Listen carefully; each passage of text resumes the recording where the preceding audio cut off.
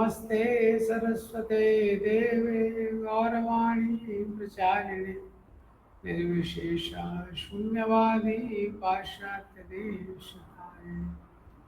जय श्री कृष्ण चैतन्य प्रभु नित्यानंद श्री अद्वैत गदाधर शिवासादि गौर भक्तवृंद।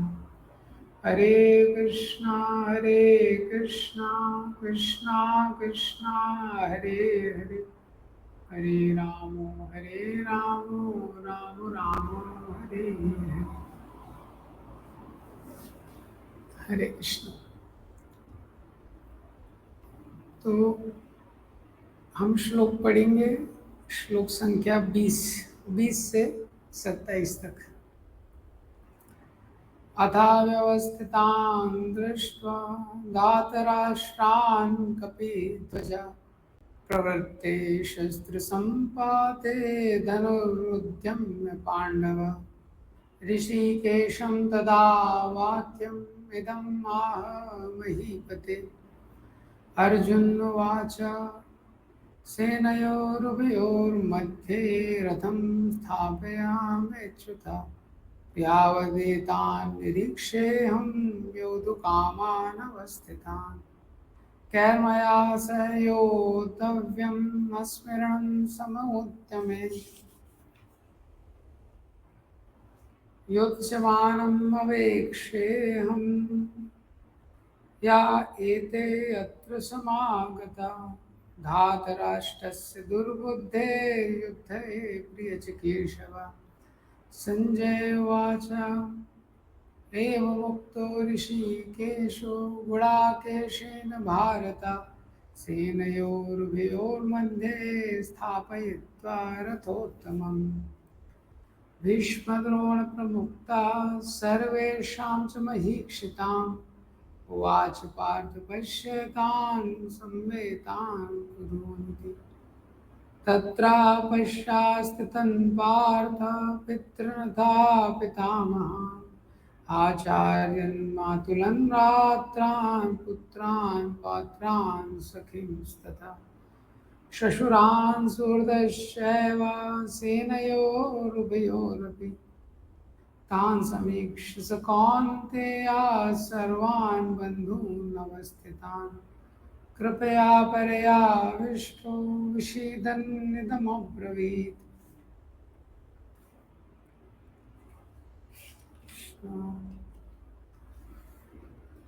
तो हम लोग पढ़ रहे थे, कल 19वें श्लोक तक हमने देखा था। सघोषो धातराष्ट्राणाम हृदयानि विदारयत्। जब पांडवों की सेना में पांडवों ने दिव्य शंखों को बजाया तो उसका कौरवों की सेना में क्या प्रभाव हुआ, यहाँ तक हमने कल देखा। तो पहला अध्याय है, पहले अध्याय में 46 श्लोक है। तो इस अध्याय में 2 सेक्शन है ब्रॉडली, 1 से लेके 27 और दूसरा है 28 से लेके 46। तो 1 से लेके 27 है सैन्य निरीक्षण, 28 से लेके 46 है अर्जुन के युद्ध ना करने के 5 कारण। तो 1 से 27 में भी 3 भाग है, 1 से लेके 11 तक प्रिपरेशन फॉर वॉर, और कल जो हमने देखा 12 से लेके 20 तक वो है विक्ट्री, विजय के लक्ष्य। और 21 से लेके 27 तक कृष्णा एज भक्तवत्सल, जो हम लोग आज देखने वाले हैं। और अर्जुन के 5 कारण हैं क्यों वो युद्ध नहीं करना चाहता था। CDEFI, इससे उसको याद रख सकते हैं। C फॉर कंपैशन, उसको दया आ रही थी कृपा के कारण, उसको लगा कि इतने सब लोगों को क्यों मारना है। D for destruction of family tradition, उसको लगा कि कुल परंपरा का नाश हो जाएगा अगर ये युद्ध होगा। E फॉर एंजॉयमेंट, अर्जुन को लगा अगर मैं युद्ध करूंगा तो जिन लोगों के साथ भोग करना है वो सारे मारे जाएंगे, तो भोग मैं किसके साथ करूंगा। F fear of sin. Arjun को लगा इससे मुझे पाप लगेगा, और आई इन डिसीजन। इतना एनालिसिस करने के बाद अर्जुन फाइनली कंफ्यूज हो गए कि क्या करना चाहिए क्या नहीं करना चाहिए। तो 1 से लेकर 19 तक हमने देखा था। तो आज 20th श्लोक से स्टार्ट करेंगे। अथा व्यवस्थितान् दृष्ट्वा धातराष्ट्रान् कपिध्वजा प्रवृत्ते शस्त्रसम्पाते धनुरुद्यम्य पाण्डवा ऋषिकेशं तदा वाक्यम् इदं नाह महीपते। अथा व्यवस्थितान् दृष्ट्वा, उसके बाद, मतलब जो पिछले श्लोक में हुआ है उसके बाद, शंख बजाने के बाद, व्यवस्थितान् दृष्ट्वा धातराष्ट्रं कपिध्वजा, तो इदम आह महीपते,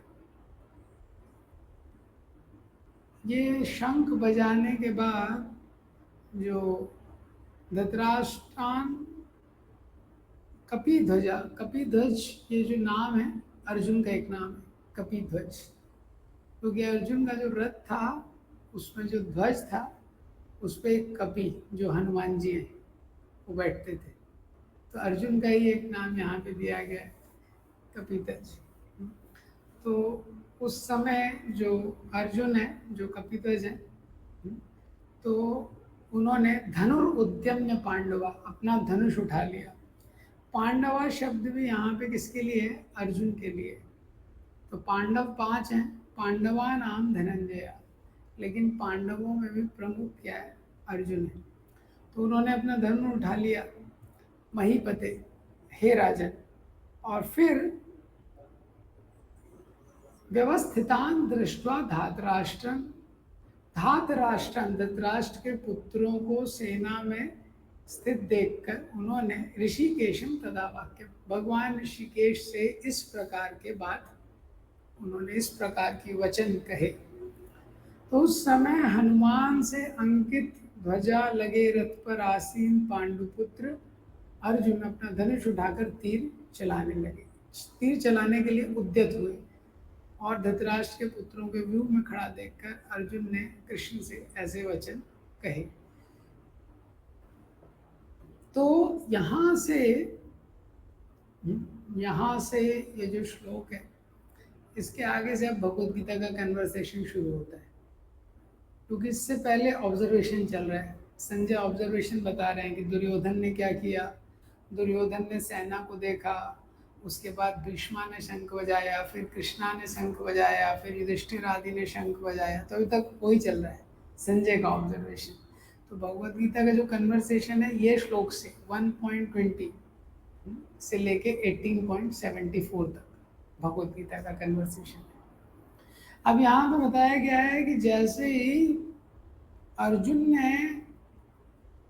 अर्जुन और सारे पांडवों ने शंख बजाया, और अर्जुन ने जैसे ही कौरवों की सेना को देख रहे हैं अर्जुन, धनुर उद्यमा, तुरंत अर्जुन का हाथ अपने धनुष पर गया, और दुर्योधन ने जैसे ही पांडवों की सेना को देखा था तो इतना भय उसके हृदय में आ गया था, तुरंत वो किसके पास गया था? आचार्यम उपसंगम्य, तुरंत वो द्रोणाचार्य के पास गया था डर के। लेकिन धनुष, अर्जुन का हाथ तुरंत किस पे गया? धनुष पे गया। इसका मतलब अर्जुन अभी युद्ध करना चाहते हैं, युद्ध ना करने का कोई मन में विचार नहीं है। और कपिध्वजा, कपिध्वज के बलदेव विद्याभूषण एक स्टोरी बताते हैं, 2 स्टोरीज हैं इसकी। तो एक बार द्रौपदी को एक सहस्त्र पत्तियों वाला एक कर्ण, स्वर्ण कमल, गोल्डन लोटस मिला, भीम ने दिया। वो हिमालय के पास एक घाटी है, वहीं वो होते हैं। तो द्रौपदी ने बोला कि और थोड़ा मिलेंगे तो मैं युधिष्ठिर महाराज को गिफ्ट करूँगी। तो भीम ने बोला ठीक है। तो भीम चले गए उसको लेने के लिए। तो जब भीम गए उसको लेने के लिए, तो भीम अपने एकदम उत्साह में थे, अपना गदा लिए हुए थे, पेड़ों को तोड़ते हुए, चीज़ों को रौंदते हुए चल रहे थे एकदम। तो बीच में एक बंदर लेटा हुआ था, एक कपि, उसने उनका रास्ता ब्लॉक कर दिया। तो भीम ने बोला ये एटिकेट नहीं है, इसको क्रॉस नहीं कर सकते, लांग नहीं सकते, अभी लेटा हुआ है। तो वो बंदर ने बोला अरे क्यों इतना शोर मचा रहे हो, जो खाना है फल वगैरह खा लो। तो भीम ने उसको बोला मेरा रास्ता दो।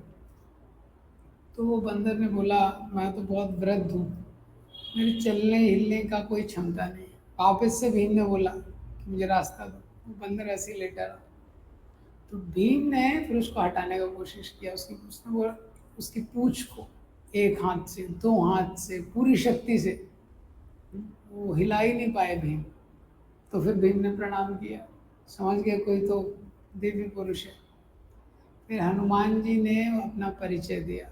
हनुमान जी ने अपना वो रूप दिखाया भीम को, जिस रूप में, जिस साइज में हनुमान जी, जो आकार उन्होंने लिया था समुद्र लांघते समय।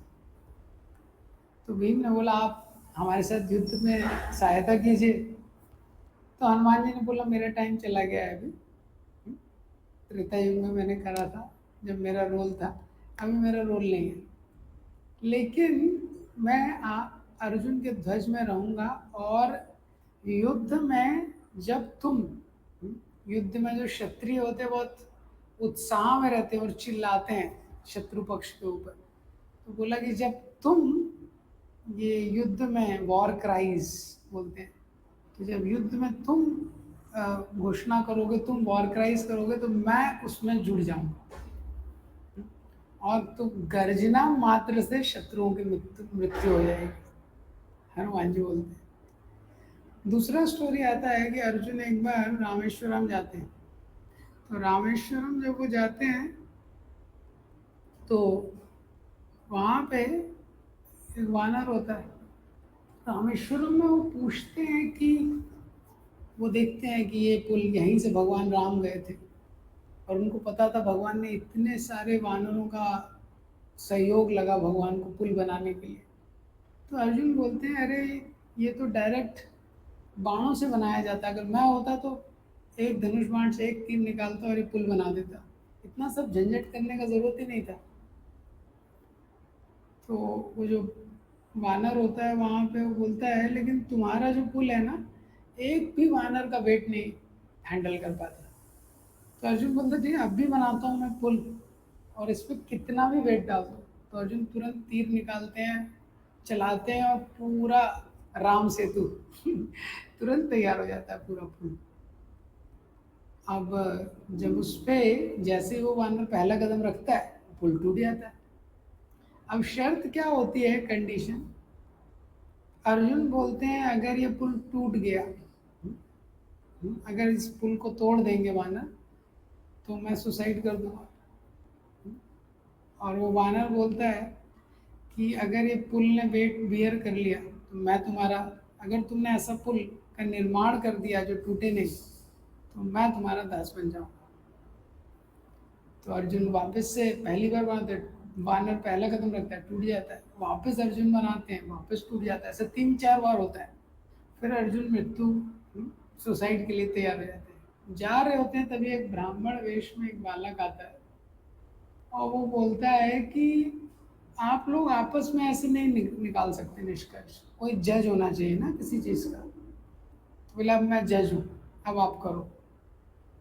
और अब अर्जुन तीर चलाते हैं, और और वो पुल बनाते हैं, पुल बनाते हैं, वो वानर उसमें कदम रखता है, इस बार वो पुल नहीं टूटता। वो दूसरा कदम रखता है, पुल नहीं टूटता, पूरी एनर्जी लगा देते हैं, पुल नहीं टूटता है। फिर वो देखता है उस जज की तरफ, ब्राह्मण की तरफ। तो हनुमान जी उसमें श्री राम का दर्शन करते हैं, वो वानर हनुमान जी होते हैं, वो श्री राम का दर्शन करते हैं। और अर्जुन जब उस वानर को देखते हैं तो अर्जुन जब उस ब्राह्मण को देखते हैं तो कृष्ण का दर्शन करते हैं। और फिर वहाँ पे भगवान बताते हैं अरे भाई मैं ही राम हूँ, मैं ही कृष्ण हूँ। और ऐसा कंपटीशन मत करो, एक दूसरे का सहायता करना है आप लोगों को। तो वहाँ पे फिर हनुमान जी अर्जुन के रथ पे, अर्जुन की ध्वजा पे आने के लिए तैयार हो जाते हैं। तो यहाँ पे हम देखते हैं कृष्ण कॉन्शियसनेस में ये एक लेसन है। हनुमान जी ने रावण की इतनी बड़ी सेना को, मायावी इतने बड़े बड़े राक्षसों को जो इतने बड़े मायावी थे, उसमें इंद्रजीत था जिसने इंद्र को जीता हुआ था, इतने बड़े योद्धाओं को मारा था। कब? जब राम और रावण का युद्ध हुआ था। लेकिन जब भीम बोलते हैं कि आप अभी हमारे साथ युद्ध करो, तो हनुमान जी बोलते हैं मेरा टाइम हो गया है, मेरा टाइम त्रेता युग में था, अभी मैं केवल असिस्ट करूंगा। अभी मैं, तो हनुमान जी जैसा इतना शक्तिशाली वॉरियर है, वो केवल कपी ध्वज, वो केवल ध्वज पे बैठा हुआ है। हनुमान जी को लग रहा है इसमें 18 दिन कहाँ जा रहे हैं इस युद्ध में, ये तो मैं एक ही दिन में खत्म कर दूंगा। वो अगर फ्लैक्स से देख रहे होंगे हनुमान जी, तो मैंने इतने बड़े बड़े राक्षसों को खत्म किया। वो सीता की खोज करने गए थे, उसी में उन्होंने आधी रावण की आर्मी को खत्म कर दिया था। लेकिन ये वैदिक शास्त्र का एक सिद्धांत है, people do not want to be on the stage all the time, they do what is their duty. वैदिक शास्त्र का सिद्धांत क्या है? हर व्यक्ति को पता होना चाहिए कि मेरा कर्तव्य क्या है, वो अपना कर्तव्य करता है। मॉडर्न कल्चर मीन्स हर व्यक्ति ऑलराउंडर बनना चाहता है, वो हर चीज़ में चैंपियन रहना चाहता है, वो चाहता है कि मैं ऑलराउंडर रहूँ। तो हर व्यक्ति के कर्तव्य क्या क्लैश होते हैं, पता नहीं चलता कौन क्या कर रहा है, स्त्रियां क्या कर रही हैं, पुरुष क्या कर रहे हैं, किसका क्या जॉब है, बच्चों का क्या कर्तव्य है, बड़ों का क्या कर्तव्य है, सब मिक्स है। क्यों? क्योंकि हर कोई हीरो के उस पोजीशन में रहना चाहता है, मेन पोजीशन स्टेज पे। तो जो रामायण के हीरो है हनुमान जी, तो जब कुरुक्षेत्र का युद्ध चल रहा है, वो केवल एक स्पेक्टेटर है, वो मेन कैरेक्टर नहीं है। क्योंकि उनको पता है कुरुक्षेत्र में हीरो अर्जुन को रहना है, यहाँ मुझे केवल असिस्ट करना है। तो ये जो भाव है कि हमको अपना कर्तव्य करना है, किस तरीके से हम असिस्ट कर सकते हैं, बहुत हेल्दी है। अब ये जो कपी ध्वज है, इसका दूसरा सिग्निफिकेंस है कि जो पांडव थे उनको पहले ही हनुमान जी का मर्सी मिल गया, युद्ध शुरू होने के पहले ही हनुमान जी का उनको कृपा मिल गया। आप 20 ये जो परपोर्ट है, तात्पर्य है, इस तात्पर्य में आप देखेंगे बहुत सुंदर प्रभुपा जी ने लिखा है कि अर्जुन की ध्वजा पर हनुमान का चिन्ह भी विजय का सूचक है, क्योंकि हनुमान ने राम तथा रावण युद्ध में राम की सहायता की थी, जिससे राम विजयी हुए थे। इस समय अर्जुन की सहायता के लिए उनके रथ पर राम तथा हनुमान दोनों उपस्थित हैं। भगवान कृष्ण स्वयं राम हैं, और जहाँ राम रहते हैं वहाँ उनका नित्य सेवक हनुमान होता है, और उनकी नित्य संगिनी वैभव की देवी सीता उपस्थित रहती है। तो हनुमान जी ने राम जी को विजय दिलाई थी, तो हनुमान जी अर्जुन के ध्वजा पे हैं, और जो राम जी हैं वही कृष्ण हैं, वो अर्जुन के रथ पे ही है। और ये जो ध्वजा थी ये भी बहुत स्पेशल थी, ये जो कपि ध्वज थी, तो ये 1 योजन लंबी लंबी ध्वजा थी, 1 योजन इसका लेंथ था। अभी हनुमान जी को बिठाना है ना उसके ऊपर, 1 योजन इसका लेंथ था, लेकिन फिर भी ये वेटलेस थी, कुछ इसमें भार नहीं था, और डर्ट फ्री थी, इसमें कोई धूल आदि कुछ गंदगी नहीं लगती थी। और ये ऐसी ध्वजा थी, 1 योजन मतलब 2 माइल इतनी लंबी जाती थी, लेकिन कहीं अटकती नहीं थी। रास्ते में कुछ भी है, झाड़ी है, पेड़ है, कुछ है, कभी अटकेगी नहीं। और ये ध्वजा ऐसी थी कि रथ के आगे चलती थी और बीच में कुछ भी आता है उसको काट देती थी। ये कपि ध्वजा थी, लाइन में।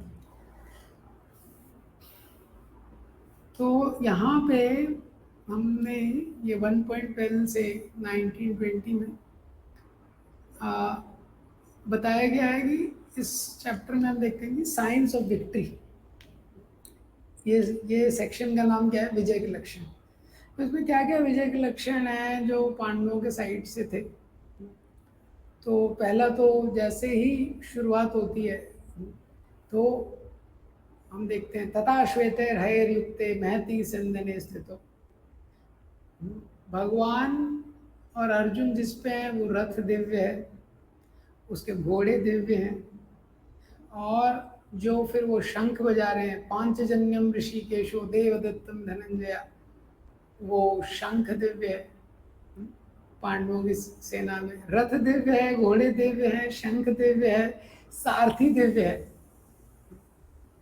तो पूरे किसी में भी कभी सारथी का डिस्क्रिप्शन नहीं देते, सारथी का वर्णन नहीं देते, लेकिन यहाँ पे कौरवों की साइड से भीष्म पितामह जो कमांडर इन चीफ है उन्होंने शंख बजाया, पांडवों की साइड से पहला शंख सारथी ने बजाया, पांचजन्य ऋषिकेश, उनका सारथी देव है।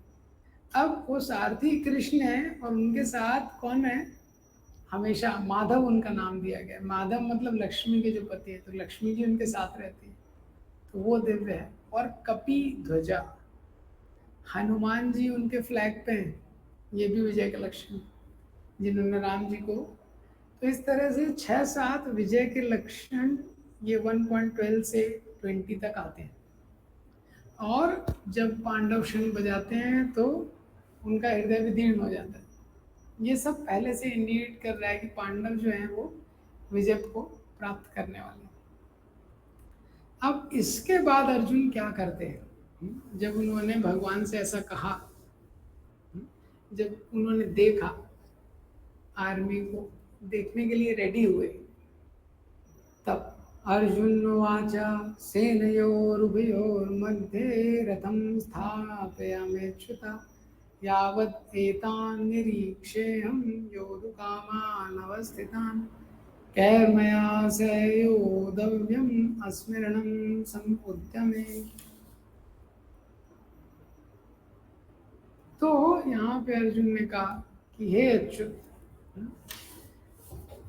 कृपा करके आप जो मेरा रथ है, सेनयोर उभयोर मध्य, ये जो दोनों सेनाएं हैं, उभयोर इन दोनों के बीच में मध्य स्थापित, आप जो मेरा रथ है ये दोनों सेनाओं के बीच में स्थापित कर दीजिए। ये तो भगवान ने बोला क्यों, अभी तो युद्ध का टाइम हो गया, स्टार्ट करने का युद्ध, सब लोगों ने बंदूकें वगैरह ले ली हैं, धनुष बाण ले लिए, सब लोग रेडी हैं, अब क्या करना है। यावत एतान निरीक्षे, अर्जुन ने बोला मैं देखना चाहता हूँ, निरीक्षण करना चाहता हूँ। भगवान ने बोला क्या निरीक्षण करना चाहते हो, योद्धु कामान अवस्थितान, युद्ध की कामना से कौन कौन यहाँ पे आया है, कैरमया, कौन कौन लोग जो हैं, सम उद्यमे, किन किन लोगों के साथ मुझे युद्ध करना है,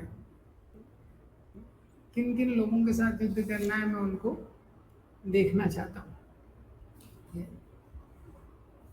तो ये जो आर्मीज थी, ये जो पांडवों की सेना थी, कौरवों की सेना थी, तो जितना विड्थ था, मतलब जितनी चौड़ाई में ये सेनाएं खड़ी हुई थी, उतनी ही चौड़ाई जो है, उतना डिस्टेंस था दोनों के बीच में। तो जितना ऐसे में स्प्रेड थी सेनाएं, ऐसे भी डिस्टेंस था, वो सेम था। तो अर्जुन चाहते थे एकदम बीच में मेरा रथ खड़ा कर दो तो मैं सबको देख लूँ एक बार, किन किन के साथ मुझे युद्ध करना है। सेनयोर उभयोर मध्य रथम स्थापिता निश्चिता, यहाँ पे भगवान का नाम एक यूज किया गया है अच्युत। अच्युत जो शब्द है, अच्युत भगवान का नाम बहुत विशेष है, और ये अच्युत जो भगवान का नाम यूज किया गया है, प्रभुपाद जी इसको ट्रांसलेट करते हैं कि one who never fails in showing affection to his devotees. Achyut, one who never fails in showing affection to his devotees. I think this is the one. ये ट्रांसलेशन में, परपोर्ट में आप देखेंगे। तो ये जो अच्युत शब्द है, ये भगवत गीता में 3 जगह आया है, 3 जगह अलग अलग कॉन्टेक्स्ट में। एक तो ये 1.22 में आया है, एक उसके बाद 11.42 में और 18.73। तो ये अच्युत शब्द है, ये भगवान के इनफॉलिबल नेचर, च्युत मतलब जिसका पतन हो सकता है, अच्युत मतलब जो कभी जिसका पतन नहीं होता है, वो भगवान है। तो किस किस स्थिति में ये उपयोग किया गया है? 1.22 में क्या है? सेनयोर उभयोर मध्य रथम स्थापयामि अच्युत। ये वो स्थिति है कि अभी अर्जुन युद्ध नहीं करने वाले हैं। हालांकि पहले के बहुत बड़े चैंपियन वॉरियर हैं, लेकिन अभी युद्ध नहीं करने वाले। अभी उनकी इच्छा होगी कि अभी मैं ये धनुष रख दूंगा, युद्ध नहीं करूंगा। अभी आएंगे वो सारे श्लोक। लेकिन भगवान अच्युत है, किसी भी स्थिति में वो अपने भक्तों को छोड़ते नहीं हैं। ये संसार में जब तक आप परफॉर्म करते हैं, इंग्लिश में सेइंग है, success has many followers, failure is orphan. वो सक्सेस रहती है, बहुत सारे लोग साथ में रहते हैं। जैसे ही व्यक्ति फेलियर हो जाता है, उसके साथ कोई नहीं रहता है। लेकिन भगवान एक ऐसे साथी हैं, वो किसी भी परिस्थिति में नहीं छोड़ते, कभी रिजेक्ट नहीं करते इसके लिए। इसी तरह जो 11.42, तो 11.42 में क्या है? भगवान अर्जुन को अपना विराट रूप दिखाते हैं। वो विराट रूप इतना भयानक है, इतना विशाल है, इतना विकराल है, सारी दिशाओं में फैला हुआ है। तो वो रूप जब अर्जुन देखते हैं, तब ये श्लोक बोलते हैं, यच्चावहासार्थमसत्कृतोऽसि विहारशय्यासन भोजनेषु एको अत्वा अपि अच्युत तत्समक्षं तत्क्षामये त्वामहं प्रमेयम्। तो अर्जुन भगवान से बोलते हैं कि माफ़ी मांग रहे हैं कि पहले मैंने कितनी गलतियां कर दी, मुझे पता नहीं था कि आप ऐसे भगवान हैं। विहार शय्यासन भोजनेषु, आपके साथ मैं घूमते रहता था, आपके साथ एक बेड पे सोया हूँ, आपके साथ एक आसन पे बैठा हूँ, आपके साथ खाना भोजन किया है मैंने, कितनी बार आपके साथ मजाक किया है। तो विराट रूप देखते हैं तो एकदम से, जैसे आप किसी व्यक्ति के साथ घूम रहे हैं, बहुत समय से घूम रहे हैं, आपका कोई मित्र है, और आपको पता नहीं है कि ऑफिशियली वो किस पोस्ट पे, और एक दिन वो आप उससे मिलने जाते हैं और देखते हैं बहुत बड़े बड़े अधिकारी आए हैं, कुछ हैं, सब उसको सल्यूट कर रहे हैं। तो पता चलता है वो कमिश्नर है पुलिस का। तो तुरंत आपका माइंड अभी चेंज हो जाएगा, हालांकि इतना समय मित्रवत उसके साथ आपने व्यतीत किया है, लेकिन आपको पता नहीं था उसका एक्चुअल आइडेंटिटी। तो अब जब आइडेंटिटी रिवील होगा, तो आपका भाव उसके प्रति चेंज हो जाएगा। तो इसी तरह अर्जुन ने जब विराट रूप देखा, तो माफ़ी मांगने लगे भगवान से। ये तो भगवान अच्युत हैं। ये संसार में भगवान ऐसे हैं, भगवान का अनलिमिटेड पेशेंस है। जीवात्मा इतनी गलतियां करता है, इतनी गलतियां करता है, हाँ, भगवान लेकिन अनलिमिटेड उनमें पेशेंस है। ऐसी कोई गलती नहीं है भगवान माफ़ नहीं कर सकते, भगवान उसको क्षमा करते रहते हैं। तो भगवान रावण को भी क्षमा करने रेडी थे। हनुमान जी ने बोला, अरे अभी भी तुम जाओगे, भगवान करुणा निधान है, अगर उनका आश्रय लोगे तो क्षमा कर देंगे। तो इसलिए उनको अच्युत बोला गया है। और 18.73 में अर्जुन बोलते हैं, नष्टो मोहा स्मृतिर्लब्ध्वा तत्प्रसादात् मेच्युता। कि नष्टो मोहा स्मृतिर्लब्ध्वा, मेरा मोह चला गया और मैं स्मृति मैंने प्राप्त कर ली। नष्टो मोहा, कैसे हुआ ये सब? अर्जुन बोल रहे हैं, मैं तो इतने डिप्रेशन में चला गया था, ये सब कैसे हुआ? तत्प्रसादात्, आपकी कृपा से। आपकी कृपा से ये सब हुआ, इसलिए भगवान को अच्युत बोला गया है। तो भक्तों पे मर्सी करने में वो कभी फेल नहीं होते। इसलिए हम देखते हैं इतने सारे लीला है, क्लाइमैक्स पे भगवान कभी लेट नहीं होते। जीवात्मा को कभी कभी लग सकता है कि भगवान लेट हो रहे हैं, लेकिन वो परफेक्ट टाइम पे आते हैं। द्रौपदी का चीर हरण देखते हैं, भगवान मेन टाइम पे पहुंच गए। इसी तरह हम देखते हैं कि जब गजेंद्र 1000 वर्षों तक युद्ध चला, पहले गजेंद्र ने अपनी शक्ति का प्रयोग किया, फिर जो गजेंद्र की जो पत्नियां वगैरह थी वो उसको खींच रही थी। सब कुछ प्रयास करने के बाद गजेंद्र समझ गए कि मेरी शक्ति के परे है, ये जो ग्राह है, ये जो मगरमच्छ है, बहुत शक्तिशाली। तो प्रार्थना करने लगे, पिछले जन्म में जो उन्होंने प्रार्थना की थी याद आ गई, और भगवान तुरंत गरुड़ पे आते। तो भगवान कभी लेट नहीं होते अपने भक्तों पे कृपा दिखाने में, इसलिए उनको दिया, बोला गया अच्युत। तो जो अच्युत शब्द की व्याख्या है ये पहले पैराग्राफ में की गई है पurport के तात्पर्य के, आप लोग उसको पढ़ सकते हैं, बहुत सुंदर तात्पर्य प्रभुपाद जी ने लिखा है। और जो पहला पैराग्राफ है उसमें बताया गया है, यहाँ भगवान तथा उनके सेवक का संबंध अत्यंत मधुर एवं दिव्य होता है। सेवक स्वामी की सेवा करने के लिए सदैव उद्यत रहता है और भगवान भी भक्त की कुछ ना कुछ सेवा करने की कोशिश करते रहते हैं, वे इसमें विशेष आनंद का अनुभव करते हैं। तो पहले पैराग्राफ में प्रभुपाद जी ने अच्युत शब्द को एक्सप्लेन किया है केवल, और सर्वेंट और मास्टर के रिलेशन को बताया, क्योंकि जीव इस संसार में स्वामी को खोज रहा है। दुर्भाग्यवश भूतकाल में उसने गलत स्वामियों को चुना है। एक बार उसको आदर्श स्वामी मिल जाए तो वो कभी स्वामी नहीं बनना चाहेगा, वो हमेशा क्या रहना चाहता है, वो हमेशा सेवक रहना चाहता है। तो स्वामी और सेवक का ये जो संबंध है बहुत मधुर होता है। यमुनाचार्य ने लिखा है, भवन्तमेवानुचरन् निरन्तरा प्रशांत निशेष मनोरथांतरा कदाहमेकान्तिक नित्य किंकरा प्रहर्षयामि सनाथ जीवितम। भवंतम एवानुचरन निरंतरा, वो प्रार्थना कर रहे हैं यमुनाचार्य, भवंतम, हे भगवान आप अनंत हैं, अनुचरण निरंतरा, मैं आपका नित्य सेवा करना चाहता हूँ, निरंतर चरण अनुचरण, निरंतर आपकी सेवा में लगा रहना चाहता हूँ। उस सेवा करने से क्या होगा, प्रशांत निशेष मनोरथांतरा, ये मन में जो इतनी सारी इच्छाएं हैं, इतनी सारी वासनाएं हैं संसार को भोग करने की, ये शांत हो जाएंगी।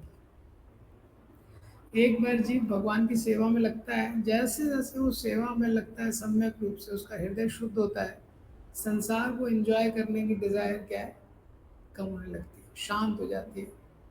इतना व्यक्ति मेहनत कर रहे हैं, इतने सारे लोग लगे हुए हैं, क्यों, एंजॉय करना चाहते हैं। नहीं तो इतने घोर परिश्रम की आवश्यकता नहीं है, इतने घोर परिश्रम की आवश्यकता नहीं है, क्योंकि संसार भक्ति करने, भक्ति में व्यक्ति उतना परिश्रम नहीं करता है, क्योंकि एंजॉय करने की डिजायर। कदा हम एकांत के नित्य किंकरा, वो पूछ रहे हैं कब आप मुझे अपने नित्य सेवक के रूप में स्वीकार कर लेंगे। प्रहर्षयामि, जब ऐसा होगा तो क्या होगा, प्रहर्षयामि, मेरा हृदय एकदम प्रफुल्लित हो जाएगा, प्रसन्न हो जाएगा। सनाथ जीवितम, उस दिन मैं सनाथ हो जाऊंगा। तो जब तक जीव भोग करने की कोशिश करता है, जब तक अपने आप को भगवान के सेवक के रूप में नहीं देखता, वो अनाथ है।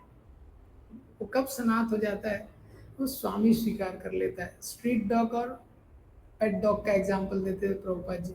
स्ट्रीट डॉग है, उसका कोई नाथ नहीं है, ऐसे ही घूम रहा है, ऐसे ही जितने सारे जीवात्मा घूम रहे हैं। लेकिन जब कोई भक्त बन जाता है, भगवान को स्वीकार कर लेता है, वो क्या हो जाता है, सनाथ, उसको नाथ मिल जाता है। तो इसके ऊपर बहुत ये है, सर्वेंट और मास्टर का रिलेशन बहुत स्वीट रिलेशन है। तो लिविंग एंटिटी के लिए सबसे स्टेबल ये चीज़ है, जब वो अपने आप को भगवान के सेवक के रूप में। प्रहलाद महाराज ने भी नरसिंहदेव से प्रार्थना किया है, अहम तुम कामशा भक्ता तुम चा स्वामी निरापाश्रया। तो वो प्रहलाद महाराज बोलते हैं नरसिंहदेव से कि मेरा और आपका जो संबंध है वो ऐसे ही रहने दीजिए। प्रहलाद, नरसिंहदेव बहुत सारे प्रलोभन उनको देते हैं, प्रहलाद महाराज बोलते हैं आप स्वामी हैं और मैं दास हूँ, सेवक हूँ, बस यही हमारा संबंध है, इसके अलावा और कुछ नहीं, और यही रहने दीजिए डीलिंग्स में। तो इसके बाद जो 23rd श्लोक है, योत्समानम अवेक्षेहम या एते अत्र समागता धातराष्ट्रस्य दुर्बुद्धे युद्धे प्रिय चिकीर्षवा। तो इस श्लोक में अर्जुन बोलते हैं योत्समानम अवेक्षेहम, युद्ध की इच्छा से, एते अत्र समागता, समागता जो इकट्ठे लोग हुए हैं, यहाँ पे युद्ध की इच्छा से जो लोग एकत्रित हुए हैं, वेक्ष अवेक्षे हम, मैं उनको देखना चाहता हूँ। तो देखना चाहता हूँ का मतलब क्या है? अर्जुन देखना चाहते हैं कि ठीक है अभी किसके साथ युद्ध करना है, उसकी कितनी शक्ति है, उसका आकलन करना चाहते हैं। और धातराष्ट्र से मतलब धृतराष्ट्र के पुत्रों का। अब धृतराष्ट्र के तो बहुत सारे पुत्र हैं, लेकिन धृतराष्ट्र से दुर्बुद्धे, उसका जो एक मेन पुत्र है दुर्बुद्धि है, जो कौन? दुर्योधन। धातराष्ट्र से दुर्बुद्धे युद्ध प्रिय चिकीर्षवा। प्रिय चिकीर्षवा मीन्स मित्र। अर्जुन बोल रहे हैं मैं देखना चाहता हूँ कि युद्ध की इच्छा से एकत्रित यहाँ पे जो धृतराष्ट्र के दुर्बुद्धि पुत्र दुर्योधन का प्रिय चाहने वाले हैं, प्रिय चिकीर्षवा यानी उसके मित्र हैं, उनको देखना चाहता हूँ। क्योंकि धृतराष्ट्र दुर्योधन तो शुरू से ही अधर्म कर रहा था। मित्र का कर्तव्य है धर्म की ओर ले जाना। हाँ, मित्र मतलब जो अपने मित्र का हित चाहता है, तो मित्र का कर्तव्य है धर्म की ओर ले जाना। और यहाँ पे ये मित्र, मैं देखना चाहता हूँ कि इसके मित्र कौन है, क्योंकि ये अधर्म कर रहा है तो मित्र भी वैसे ही होंगे। हाँ, अधर्मी मित्र होंगे, नहीं तो वो उसको बताते कि तुमको धर्म करना चाहिए। ये अर्जुन का स्वभाव है। तात्पर्य में प्रभुपाद जी ने लिखा है अर्जुन क्यों देखना चाहते थे, इसी को एक्सप्लेन किया गया। तो जो मित्र शब्द है, डेफिनेशन ऑफ फ्रेंड, भगवान का उदाहरण हम देख सकते थे, कृष्णा और सुदामा। एक मित्र का उदाहरण है द्रुपद और द्रोणा। तो उन लोगों में कितने, पहले द्रोणा ने प्रॉमिस किया, द्रुपद ने प्रॉमिस किया वचन, वो फुलफिल नहीं किया। फिर उसके बाद द्रोणाचार्य ने अटैक किया, उसके बाद फिर द्रुपद ने यज्ञ किया मारने के लिए। द्रुपद ने यज्ञ किया, उससे द्रोणाचार्य को मारने के लिए अश्वत्थामा, दुष्टदुम्न और द्रौपदी निकली। ठीक है, तो कितना ये संसार की मित्रता का स्वभाव है। और जो आध्यात्मिक जगत है वो कृष्णा और सुदामा। सुदामा इतने गरीब हैं और भगवान द्वारिकानाथ हैं, लेकिन मित्रता पे उसका कोई प्रभाव नहीं है। जब सुदामा द्वारका से लौट रहे हैं तो सुदामा बोलते हैं क्वा हम दरिद्र पापियान क्वा कृष्णा श्रीनिकेतना। सुदामा बोलते हैं मैं कौन हूँ, क्वा हम दरिद्र, मैं कैसा दरिद्र हूँ, पापियान, हम पापी हूँ, क्वा कृष्णा श्री निकेतना, और कहाँ कृष्ण है जो लक्ष्मी के स्वामी है, ब्रह्म बंधु समायन, और मैं कैसा पुअर ब्राह्मण हूँ, बाहुभ्याम परिरंभिता, लेकिन ऐसे द्वारिका नाथ ने इतने भाव से मेरा आलिंगन किया। सुदामा याद कर रहे हैं। तो इस संसार में भगवान अपने उदाहरण द्वारा दिखाते हैं मित्रता का कैसे निर्वाह किया जाता है। देखते हैं राम और सुग्रीव, भगवान राम ने कैसे मित्रता का निर्वाह किया, वहाँ पे एक्सप्लेन करते हैं। तो अब इसके आगे से हम लोग कल देखेंगे 24वें श्लोक से। आप लोगों को कोई क्वेश्चन रहता है तो मैसेज कर सकते हैं, तो मैं उसका रिप्लाई कर दूंगा, क्योंकि क्लास में इसमें वो टाइम पॉसिबल नहीं होगा। ग्रंथराज श्रीमद् भगवद गीता की जय, श्रील प्रभुपाद की जय।